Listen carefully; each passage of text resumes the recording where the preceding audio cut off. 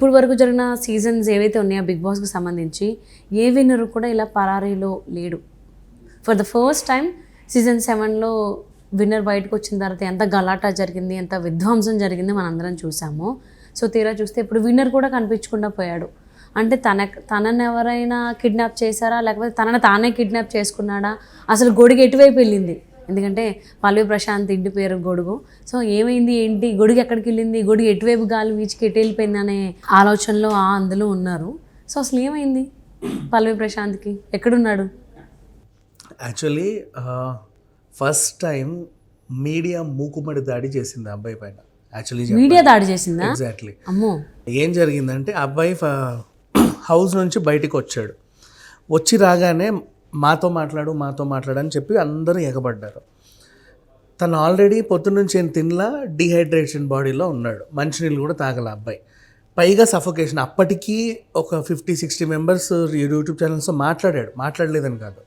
ఆ తర్వాత ఇంకొంతమంది పక్కకు వచ్చి నాకు 5 నిమిషాలు ఇవ్వు, పక్కకు వచ్చి నాకు 10 నిమిషాలు ఇవ్వు, నేను అనేసరికి అన్న మీ అందరితో నేను తర్వాత మాట్లాడతా, ఇప్పుడు నన్ను వదిలేయండి, నా వల్ల అవ్వట్లా, సఫోకేషన్గా ఉంది అని చెప్పేస్తానంటే అయినా కూడా వాళ్ళు వినకుండా. అండ్ నెక్స్ట్ నెంబర్ 2, నేను వచ్చి 6 గంటలు వెయిట్ చేశాను, నేను వచ్చి 10 గంటలు వెయిట్ చేశాను. నిన్ను ఎవడు రమ్మన్నాడు? ఫస్ట్ ఆఫ్ ఆల్ 6 గంటలు 5 గంటలు వెయిట్ చేయడానికి.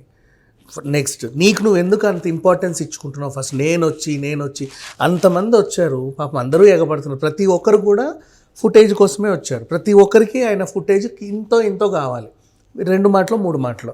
వీళ్ళు పక్కకు పిలిచి నాకు 5 నిమిషాలు ఇవ్వు, 10 నిమిషాలు ఇవ్వు అని చెప్పి ఇబ్బంది పెట్టేసరికి నేను పొద్దున్న అన్నం కూడా తినలేదు.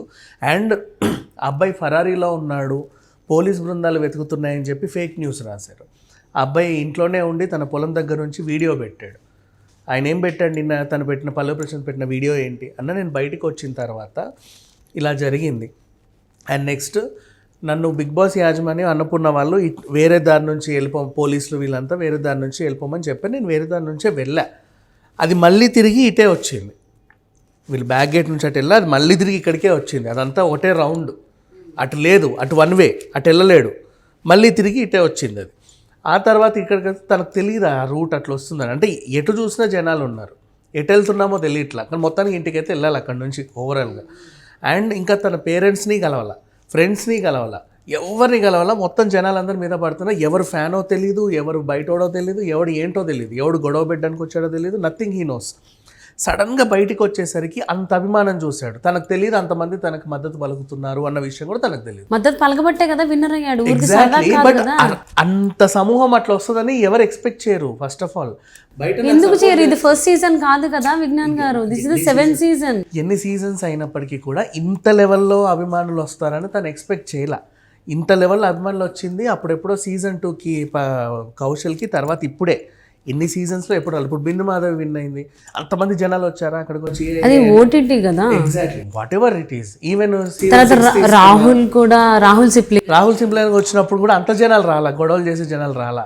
చాలా సింపుల్గా వచ్చి ఆయన క్యాన్వైలో హాయ్ చెప్పుకుంటూ వెళ్ళిపోయారు. సో ఇవన్నీ ఇలాగే జరిగాయి. ఎలిమినేషన్ ఊరేగింపులు అవుతాయి కదా, బయటికి రాగానే దండేసి డప్పులు కొట్టుకుంటూ పట్టుకెళ్తారు చూడు, అంత క్యాజువల్గానే అయింది తప్ప ఒక పల్లవి ప్రశాంత్కి మాత్రమే ఇంతకు ముందే ఫుల్ మాస్ క్రౌడ్ వచ్చింది. పైగా వాళ్ళందరూ వీడియోలు పెడుతున్నారు, ఇంకా విధ్వంసాలు జరుగుతున్నాయి, తన వల్ల ఎవరెవరో కొట్లాడుకుంటున్నారు. ఇది నేను అటు చూడాలో తెలియదు, వీళ్ళకి ఇంటర్వ్యూలు ఇవ్వాలో తెలియదు, పోలీసు వాళ్ళకి క్షమాపణ చెప్పాలో లేకపోతే అన్న నా దండం పెట్టాలో తెలియదు, పేరెంట్స్తో మాట్లాడాలో తెలియదు, అక్కడ ఉన్న సిచ్యువేషన్ అంతకంటే తెలియదు. ఒక చక్రవ్యూహంలో ఉన్నాడు అబ్బాయి. సో ఆ టైంలో వచ్చిన ఫ్రస్ట్రేషన్ ఏంటంటే అందరు ఒక్కసారి దాడి చేసి తన్ని గట్టిగా అనేసరికి, సరే అసలు మీ నుంచి తప్పించుకోవడానికి తనకి ఇంకో వేరే అస్త్రం దొరకల. మీరందరూ మా రైతులకి ఏం చేస్తారో చెప్పండి, అప్పుడు నేను మీకు ఇంటర్వ్యూలు ఇస్తాను, అది ఇది అని చెప్పి ఇంకా ఏది పడుతుంది మాట్లాడేశాడు. ద రీజన్ తను కూడా వాంటెడ్లీ అనలా, అన్కాన్షియస్ మరీ అన్కాన్షియస్లో అన్నాడని కూడా చెప్పలేము, ఒక ఫ్రస్ట్రేషన్లో అన్నాడు. అది ఫ్రస్ట్రేషన్, అది అంతేం చేయలేదు. అంటే ఇప్పుడు కేసు ఫైల్ అయింది కూడా తన వాళ్ళు ఎవరైతే తన వల్ల న్యూసెన్స్ ఒకటి జరిగింది కదా. చెప్పాలి అంటే కేసులు అన్ని ఆయన మీద ఫైల్ అవ్వలేదు. ఇదంతా కూడా ఇప్పుడు ఇందాక నేను ఫస్ట్ ఒక టాపిక్ చెప్పాను, మూకుమ్మడి దాడి అని. ఎవరైతే అసంతృప్తులు ఉన్నారో వీళ్ళందరూ కలిసి ఒకటే న్యూస్ని అదే విధంగా స్ప్రెడ్ చేసి దాన్ని బాగా వైరల్ చేశారు. కానీ ఆ అబ్బాయి ఫరారీలో ఉన్నాడు, 3 పోలీస్ బృందాలు వెతుకుతున్నాయి, గాలింపు చర్యలు పెట్టారు, ఎక్కడా దొరకట్లేదు, వాడు ఫోన్ స్విచ్ ఆఫ్ వచ్చింది, అదైంది ఇదైంది అని అన్నారు. కానీ నథింగ్ వాజ్ హ్యాపెండ్. తన ఫోన్ బాగానే ఉంది, తను చక్కనే ఉన్న పొలం గట్టు దగ్గర కూర్చొని హ్యాపీగా వీడియో పెట్టాడు. అది ఆన్లైన్లో కూడా ఉంది, you can see it. Okay, ఆన్లైన్లో ఉంది, I will check it out. ఇప్పుడే చూద్దాం. మీ దగ్గర ఫోన్ నెంబర్ ఉందా పల్లవి ప్రశాంత్ది? అంటే ఫోన్ పనిచేస్తుందో లేదో చూద్దామని. అన్న మీడియా మిత్రులు మీరే చూసిరు ఎంత మంది వచ్చిరు. అసలు నేను ఆడ నిలబడ్డప్పుడు ఇంతమంది నా కోసం వచ్చి నన్ను గెలిపించిన ఇంతమంది అని నేను ఆ సంతోషం ఉన్నా. ఆ సంతోషం ఇంతసేపు లేకుండా మీరు చేయాలని అనుకుంటున్నారు. నిజంగా బాధగా ఉంది. ఏడదామంటే ఇట్లా ఇది మీరు నెగటివ్ చేస్తారని నాకు భయం అవుతుంది. ఎందుకంటే ఒక 60-70 ఛానల్ రావచ్చు, యూట్యూబ్ ఛానల్. ఒక 1000 మంది వచ్చిర్రు పక్కూరికి వెళ్ళి కానీ 2 రాష్ట్రాలకు వెళ్ళి కానీ అక్కడ తర్వాత రాష్ట్రాలకు వెళ్ళి కానీ చాలా మంది వచ్చారు. అంతమంది నా కోసం ఇంత రాత్రి వచ్చిరని ప్రతి ఒక్కరికి ఫోటో ఇచ్చిన, నాకు వీలైనంత మందం అందరికి నేను వీడియో ఇచ్చిన. నేను అన్నం తినలేదు, నాకు ఆయిత లేదని అన్నం తినలేదు పోతే కొంతమంది వచ్చి వాళ్ళు మీరే అన్న మీడియా మిత్రులు మీరే నాకు 5 నిమిషాలు 10 నిమిషాలు నేను ఇట్లా మనిషినే కదా అన్న. నేను అప్పుడు ఇట్లా అన్న నేను మనిషినన్న, నేను తినాలన్న, నాకు అయితే లేదు, నాకు ఓపిక అంటే నానా మాటలు మీరే అన్న. ఫస్ట్ నుంచి పెట్టలే, సగం నుంచి పెట్టి even we saw one FIR too. ఫరారీలో ఉన్న మనిషి తన పొలం మీద కూర్చొని ఇంట్లో దర్జా కాలు మీద కాలేసుకొని మాట్లాడుతున్నారు. మీరు ఫేక్ న్యూస్ స్ప్రెడ్ అయిందని దానికి ఇంతకింత సాక్ష్యం ఏముంది? ఎవరైతే అసంతృప్తులు ఉన్నారో వీళ్ళందరూ ఒక మాట అనుకొని అతను వెళ్ళిపోయాడు. పోలీసులు మొత్తం సిఆర్పిఎఫ్ బలగాలు హెలికాప్టర్లు వచ్చి ఇక కాల్చివేతే ఆ రేంజ్లో అసలు అట్లా రాశారు. పెట్టిన తర్వాత కూడా పరారీలోకి వెళ్ళొచ్చు కదా, వెళ్ళరు అనడానికి ఛాన్సెస్ లేవు కదా. Next this is a day time. The next day when he was in the house, ఈరోజు 3rd డే. నిన్నగాక మొన్నగా బయటకు వచ్చింది, రాత్రి వెళ్ళిపోయాడు. నెక్స్ట్ డే ఇదంతా డే లైట్లోనే తను తీసాడు. మరి ఇంకేంటి, ఇంకా అంతకు మించిన ప్రూఫ్ ఏంటి? పోనా డే లైట్ని కూడా ఏమన్నా సృష్టిస్తారా, లేకపోతే ఏఐ టెక్నాలజీ వాడాడా? Nothing was happened. అబ్బాయి బాగానే ఉన్నాడు, ఇంట్లో చక్కగా ఉన్నాడు. కాకపోతే ఎవరిని రానివ్వట్లా, తలుపులు వేసేస్తున్నారు, లోపలికి ఎవరిని రానివ్వట్ల. మా అబ్బాయిని కొంచెం ఊపిరి పీల్చుకొనివ్వండి, 2 రోజులు మాతో ఉండనివ్వండి, తర్వాత బయటకు వస్తాడు. కొంచెం he needs a small rest అంతే. ఆ రెస్ట్ కూడా తనకి ఇవ్వకుండా వీళ్ళు ఇంకో సిట్యువేషన్ చెప్పనా, సేమ్ సిట్యువేషన్. మనము బర్రెలక గురించి మాట్లాడుకుంటే పోలింగ్ వేసిన తర్వాత ఆమె కూడా కనబడలా. నెక్స్ట్ ఓటేసింది, వెళ్ళింది ఓటేసింది, కనపడలా తను కూడా, రైట్? ఆమె కూడా కనపడలే. బర్రెలక ఫరారీ అని రాశారు. ఎందుకు? అప్పుడు కూడా మనం మాట్లాడుకున్నాం, షీ నీడ్స్ రెస్ట్.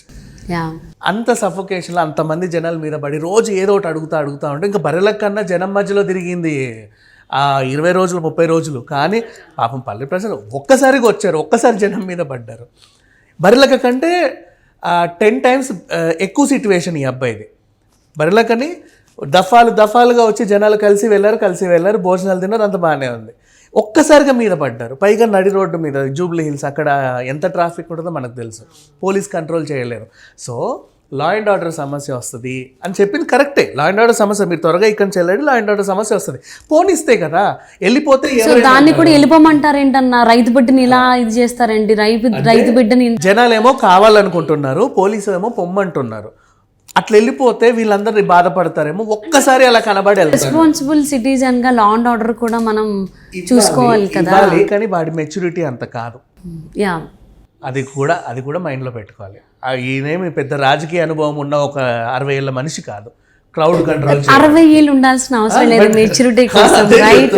జస్ట్ 20 అయినా చాలు మెచ్యూరిటీ. ఏం లేదా, బయటికి స్ప్రెడ్ అయిందంతా ఫేక్ న్యూస్. ఈ అబ్బాయి బాగానే ఉన్నాడు, ఇంట్లో ఉన్నాడు, త్వరలో బయటకు వచ్చి అందరికీ ఇంటర్వ్యూలు ఇస్తాడు. ఇప్పుడు చెప్పిన మీరు ఇన్ని నిమిషాల్లో 2 points కి అయితే నేను ఏకీభవిస్తాను. ఒకటి, మెచ్యూరిటీ లెవెల్స్ లేవు అనే దానికి సంబంధించి పల్లవి ప్రశాంత్కి. అండ్ ఇంకొకటి, మేబీ తను పరారి అంటే కేసులు ఏవైతే ఉన్నవి అన్నీ కావు, అది ఫేక్ న్యూస్ అనే దానికైతే నేను ఏకీభవిస్తాను మీ దానికి సంబంధించి. And thank you so much for spending your valuable time with us, Vignan గారు.